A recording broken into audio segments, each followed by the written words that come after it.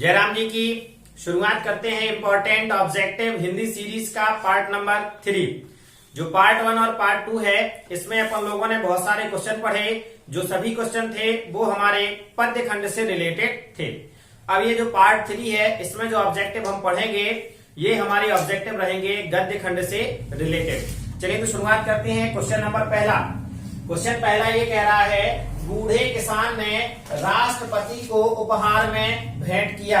तो जब अपन लोग चैप्टर पढ़ते हैं तो वहां पर ये बताया गया है कि एक बूढ़ा किसान था, वो राष्ट्रपति को उपहार के स्वरूप में एक हांडी में, किसमें, हांडी में पाव भर शहद लेकर के जाता है। ठीक है, तो अपन को याद होना चाहिए कि कितनी शहद देता है, तो वो पाव भर देता है। किस बर्तन में देता है, हांडी में देता है। किसे देता है, राष्ट्रपति को देता है। कौन देता है, बूढ़ा किसान देता है। समझ में आ गया। इनमें से कोई ऑप्शन हमारा होगा, उसे हम आंसर में सही लगा देंगे। तो पहला ऑप्शन है फल। फल बिल्कुल उसने नहीं दिए थे। फल तो क्या था, जापानी युवक ने स्वामी रामतीर्थ को दिए थे। ठीक है, चलिए दूसरा है मिठाई। मिठाई है नहीं इसका आंसर, रुपया। और चौथा है शहद, तो इसका राइट आंसर हो जाएगा शहद। ठीक है, इसके बाद आ जाते हैं क्वेश्चन नंबर 2। ये कह रहा है, देश के शक्ति बोध को चोट पहुंचती है।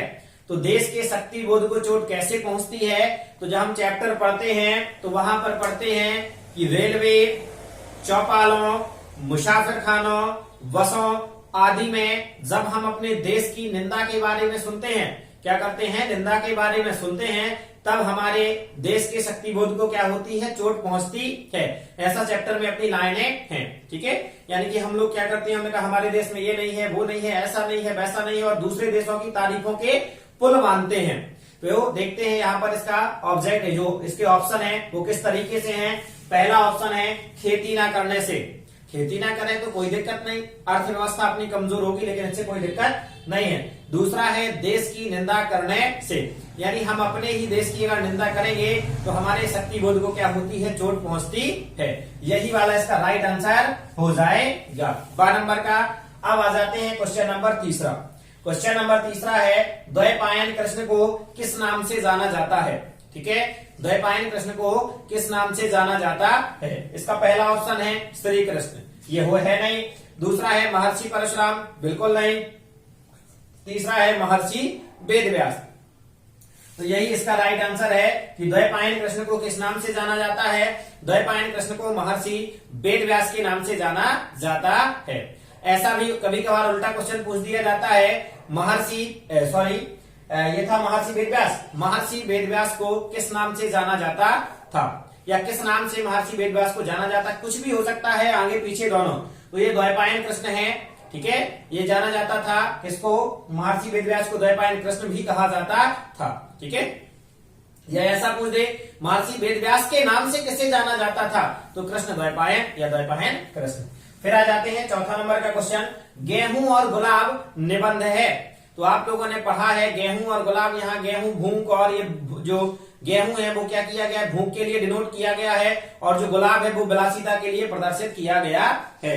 ठीक है, और राम वृक्ष बैनीपुरी द्वारा लिखा ये निबंध है। और निबंध की बात करें तो ये हमारा ललित निबंध है। अब हम ऑप्शन के ऊपर डिपेंड करेंगे क्या है ऑप्शन। ठीक है, तो देखो यहाँ पहला विचारात्मक, बिल्कुल नहीं। यहाँ वर्णात्मक, बिल्कुल नहीं। और तीसरा नंबर ये मिल गया हमें ललित निबंध, यानी ये 12 नंबर का इसका राइट आंसर हो जाएगा। तो गेहूं और गुलाब जो है ये कौन सा निबंध है, ललित निबंध। किसने लिखा है, तो आपको बता दें राम वृक्ष बैनीपुरी जी ने ये निबंध लिखा है। गेहूं और गुलाब नामक पाठ में जो गेहूं है वो किसका प्रतीक है, तो वो भूख का प्रतीक है। और जो गुलाब है वो किसका प्रतीक है, वो है हमारा विलासिता का प्रतीक। अब विलासिता क्या कहलाता है, ये जो भोग होते हैं विभिन्न प्रकार के, भोग का मतलब भोजन से नहीं है, आराम और ऐश्वर्य का प्रतीक है, ये कहलाता है विलासिता। फिर आ जाते हैं 5वें नंबर के क्वेश्चन पे। 5वां क्वेश्चन कह रहा है, पहली चूक किस विधा में लिखी गई रचना है। तो पहली चूक जो है ये एक प्रकार से निबंध है। कौन सा है, क्या है, निबंध। अब अगर निबंध के अंदर ही अगर हमें कोई टॉपिक मिल जाता है, क्या है, निबंध के ही पार्ट हमने बताए थे बहुत सारे, तो निबंध के पार्ट में अगर कुछ आ जाता है ऑप्शन, तो वहां पर ये व्यंग निबंध है। अब डिपेंड करता है हमारा ऑप्शन के ऊपर की किस प्रकार से ऑप्शन है। अगर हमारा केवल निबंध बस है और कोई ऑप्शन नहीं है, यानी कहानी, रिपोर्टाज, आत्मकथा, संस्मरण, जीवनी, इस तरीके से और निबंध है, तब हम लगाएंगे निबंध। लेकिन अगर उसके अंदर वाले पार्ट दिए हैं जैसे विचारात्मक, ललित, इस तरीके से व्यंग, हास्य व्यंग, इस तरीके से, तो वहां पर हम लगाएंगे व्यंग निबंध। तो पहला ऑप्शन है कहानी, बिल्कुल नहीं। यहाँ पर दूसरा व्यंग निबंध, यही बात कर रहे थे कि अगर अंदर वाले ऑप्शन हमें दिए गए तो पहले हम वही लगाएंगे। जबकि यहाँ दा नंबर पे देखो दूसरा यह निबंध भी दिया गया है। अगर ये ऑप्शन ना होता हमारा व्यंग निबंध, तब हम लगाते निबंध। क्लियर हुआ? तो इसका राइट आंसर बा नंबर का हो जाएगा कि जो पहली चूक है वो हिंदी साहित्य की व्यंग निबंध में लिखा गया है। फिर आ जाते हैं क्वेश्चन नंबर 6वां। रविंद्रनाथ टैगोर ने कार्यस्थली बनाया। तो रविंद्रनाथ टैगोर जी जो थे, इन्होंने अपनी कार्यस्थली बनाया था शांति निकेतन को। किसे बनाया था? शांति निकेतन को। ठीक है। और आपको बता दें कि हमारा जो राष्ट्रगान है, क्या है? राष्ट्रगान जो है ये जन गण मन वाला ये जो राष्ट्रगान है, इसके रचनाकार भी यही है। ठीक है। और जो राष्ट्रगीत है उसके रचनाकार हैं बंकिम चंद्र चट्टोपाध्याय, अर्थात बंकिम चंद्र चटर्जी भी इन्हें बोलते हैं। और यहाँ बात इन्हें नहीं, जो हमारे राष्ट्रगीत के रचनाकार हैं, राष्ट्रगीत कौन है? वंदे मातरम। और राष्ट्रगान कौन है? जन गण मन अधिनायक जय हे वाला। और यहाँ पर ये इन्होंने ही लिखा है, रविन्द्रनाथ टैगोर ने। इन्होंने अपनी क्या किया है, जो कार्यस्थली थी वो किसे बनाया था या किस स्थान को बनाया था? उसका राइट आंसर है शांति निकेतन। और रविन्द्रनाथ टैगोर जो है, ये हमें थोड़ा याद आ रहा है कि नोबेल पुरस्कार प्राप्त करने वाले पहले भारतीय थे। तो इतना ज्यादा डिटेल से बता दिया है, अपनी हिंदी में है नहीं। चलिए, तो इसका राइट आंसर हम लगा देंगे शांति निकेतन। फिर आ जाते हैं लोक संस्कृति का जन्म हुआ। तो लोक संस्कृति का जो जन्म हुआ वो कहां पर हुआ है आपको बता दें। सीधे सीधे जब चैप्टर पढ़ते हैं तो वहां आता है कि लोक संस्कृति का जन्म गांव में हुआ है। कहां हुआ है? गांव में। आज की वर्तमान कंडीशन देखी जाए तो गांव में जो संस्कृति है कुछ हद तक जीवित है, कुछ हद तक। और शहरों ने तो पूरी की पूरी संस्कृति है वो क्या कर दी है? ध्वस्त करके रख दी है। पहले हमारे यहाँ पर जो जब हम पाठ पढ़ते हैं तो वहां पे देखा है आप लोगों ने कि त्योहार होते थे, 10-10, 15-15 दिन के त्योहार होते थे, अच्छे बढ़िया सब लोग मिलते थे, जुलते थे, परिवार के लोग, हंसी माहौल रहता था। और आज घर में जिसके घर में कार्यक्रम है वही इंसान ही उसी दिन पहुंचता है, यानी हर एक इंसान क्या हो गया? व्यस्त हो गया है। तो हमारी जो संस्कृति थी वो क्या हो गई है? चरमरा गई है। तो यहाँ देखा जाए तो लोक संस्कृति का जन्म की बात कर रहा है, तो लोक संस्कृति का जन्म हुआ है गांव में। तो शहर में, गांव में, ये दिया है बा नंबर का आंसर सही है। फिर आ जाते हैं ऑप्शन क्वेश्चन नंबर 8। यहाँ कह रहा है शिवाजी अपने पुत्र संभाजी को छोड़ गए। जो शिवाजी थे वो अपने पुत्र संभाजी को किसके घर छोड़ गए थे? इसका राइट आंसर आपको डायरेक्टली बता दूं कि शिवाजी थे, ये अपने पुत्र को पुरुषोत्तम के घर में छोड़ गए थे। किसके घर में छोड़ गए थे? पुरुषोत्तम के घर में। ठीक है। तो यहाँ पहले नंबर ऑप्शन हमें दिया गया है पुरुषोत्तम के घर में, ये इसका राइट आंसर है। कभी कभार ये पूछ देता है कि जो पुरुषोत्तम है ये कौन है? तो पुरुषोत्तम एक कर्मकांडी, कौन है?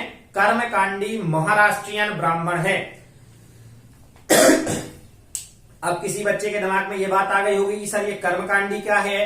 ठीक है, महाराष्ट्रियन से तो समझ में आ गया कि महाराष्ट्र का रहने वाला है, लेकिन ये कर्मकांडी क्या है? कर्मकांडी ये होता है कि जो ये पंडित जी वगैरह होते हैं ये अपने क्या करते हैं? पूजा पाठ करते हैं, यानी छोटे छोटे कार्यक्रम वगैरह करते हैं, यानी अपने कर्म में लगे रहते हैं। जो इनका कर्म है पंडिताई करना, वो क्या कहलाते हैं? कर्मकांडी। जैसे हर एक ब्राह्मण क्या होता है? कर्मकांडी नहीं होता है। जन्म से तो ब्राह्मण है लेकिन कर्म से ब्राह्मण नहीं है। ठीक है, तो ये बात थी। अब आ जाते हैं क्वेश्चन नंबर 9वां। बैल की बिक्री का केंद्रीय चरित्र कौन है? तो बैल की बिक्री का केंद्रीय चरित्र यहाँ पर मोहन है, शिवू है, साहूकार है या मुनीम है? तो जो मुख्य पात्र है वो है शिवू। ठीक है, तो ये हो गया इसका राइट आंसर शिवू। फिर आ जाते हैं 10 नंबर पे, किसान के भेष में गाड़ी पर बैठा व्यक्ति कौन था? तो आप लोगों को पता है, जब चैप्टर पढ़ा होगा आप लोगों ने, तो देवगढ़ नामक एक रियासत थी, वहां के एक दीवान पद का चुनाव होना था। किसका होना था? दीवान पद का। क्यों होना था? क्योंकि पुराने दीवान थे वहां पर सुजान सिंह। कौन थे? सुजान सिंह पुराने दीवान थे। अब वो उस पद से हटना चाहते थे, मतलब उसकी जगह पर कोई दूसरा दीवान नियुक्त किया जाना था। तब उन्होंने एक परीक्षा ली थी क्या ली थी? परीक्षा। क्योंकि ये जो हमारा चैप्टर है, चैप्टर का नाम ही है परीक्षा। तो परीक्षा उन्होंने ली थी और परीक्षा में बहुत सारे लोग वहां पर आए थे। इश्तिहार दिया गया था पेपर वगैरह में कि जो यहाँ पर दीवान पद का इच्छुक हो वो यहाँ पर आ सकता है। बहुत सारे लोग आए थे। इन्होंने फिर क्या किया था, 2-3 दिन के लिए रोका था। बोले 3-4 दिन बाद हम आपको बताएंगे, परीक्षा ली जाएगी। तो परीक्षा के लिए क्या था, जो ये सुजान सिंह थे वो क्या थे कि गाड़ी पर बैठ करके आए थे और जानबूझ के उनकी गाड़ी दलदल में फंस गई। एक बूढ़े किसान के रूप में आए थे और जो उसके उम्मीदवार थे दीवान पद के, किसी ने उनकी मदद नहीं की थी। एक व्यक्ति ने उनकी मदद की थी। और जब उन्होंने लास्ट में पूछा था कि ये तुमने हमारी मदद क्यों की है, बोले हर राहगीर का चलता क्या है, हमें मदद करना अनिवार्य है, ये हमारा कर्तव्य है। और उसके दूसरे दिन बाद उन्होंने क्या किया था, जो सुजान सिंह थे दरबार में बुला करके उस व्यक्ति को जो रात में उसने गाड़ी को निकालने में मदद की थी, उसे क्या कर दिया था, दीवान बना दिया था। इस तरीके से कहानी है अपनी। तो यहाँ देखते हैं क्वेश्चन के ऊपर कि किसान के वेश में गाड़ी पर बैठा व्यक्ति कौन था, तो वो थे देवगढ़ के पुराने दीवान। और उनका नाम क्या था, सुजान सिंह। ऑप्शन पे डिपेंड करता है क्या है, दीनानाथ सुजान सिंह, यानी राइट आंसर हो जाएगा हमारा सुजान सिंह। ठीक है।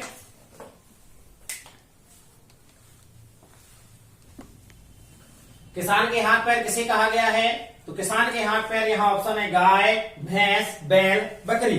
तो सबको पता है कि जो किसान के हाथ पैर है वो कहा गया है बैल को। ठीक है, क्योंकि बैल से ही किसान का पूरा कार्य होता है। इसका राइट आंसर हो जाएगा हमारा 7। फिर आ जाते हैं महाजन का नाम क्या था। तो महाजन का नाम आप लोगों को पता होगा, वो कहानी पढ़ी होगी। तो महाजन का नाम था सेठ ज्वाला प्रसाद। तो यहाँ अंबिका प्रसाद था नहीं, शिबू था नहीं, मोहन था नहीं और ज्वाला प्रसाद, ये हमारा राइट आंसर हो जाएगा द। फिर आ जाते हैं देवगढ़ के पुराने दीवान थे। अभी अपन पढ़ रहे थे थोड़ी देर पहले। तो देवगढ़ के पुराने दीवान कौन थे, सुजान सिंह। तो कहाँ है, ध्रुव सिंह, सॉरी शिव सिंह, अभय सिंह, सुजान सिंह और मोहन सिंह। क्लास में एक बच्चा आता है ध्रुव सिंह, उसके वजह से वो नाम फ्लो में आ गया और क्या बोल दिया, ध्रुव सिंह। ठीक है, चलिए कोई दिक्कत नहीं है। तो ध्रुव सिंह तो दीवान थे नहीं। चलिए यहाँ इसका राइट आंसर क्या हो गया, सुजान सिंह। फिर आ जाता है गेहूं और गुलाब निबंध में गेहूं प्रतीक है। तो अभी थोड़ी देर पहले हमने आपसे बताया था कि गेहूं काहे का प्रतीक है, भूख का। और जो गुलाब है वो काहे का प्रतीक है, विलासिता का। तो यहाँ ऑप्शन है अमीर का, गरीब का, विलासिता का, श्रमिक का। और जब गेहूं जो था इसमें आपको भूख नहीं मिला, तब इसका राइट आंसर हम लगाएंगे क्या, श्रमिक का। तो ये थे हमारे गद्य खंड वाले कुछ ऑब्जेक्टिव क्वेश्चन। इसके बाद अपन नेक्स्ट वाले पार्ट में इसके कुछ खाली स्थान क्या करेंगे, पढ़ेंगे। तो मजा आ रहा होगा पढ़ने में। 3 पार्ट अपने क्या हो चुके हैं, कंप्लीट हो चुके हैं। पढ़ते रहना है, मुस्कुराते रहना है। आपसे मिलेंगे हम इसके बाद नेक्स्ट वाले पार्ट यानी चौथे वाले पार्ट में। जयराम जी की